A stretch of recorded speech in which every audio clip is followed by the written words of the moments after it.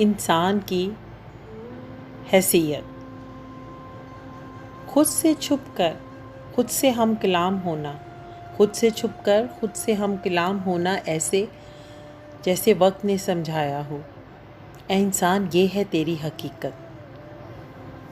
हदे निगाह तक फैले ये रास्ते इंसान को बारावर कराते हैं कि हर रास्ता तुझे मंजिल नहीं देता, और अगर है तुझ में हौसला तो आकर देख लोग कैसे इन रास्तों पर चलने की कीमत अपनी ज़ात से अदा कर रहे।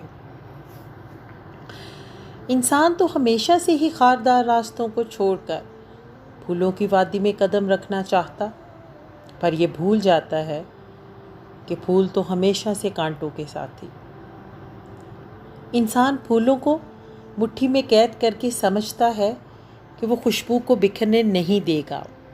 नादां है, तकदीर से खेल रहा। चूम ले अपनी तकदीर को अपने हाथों से, चूम ले अपनी तकदीर को अपने हाथों से।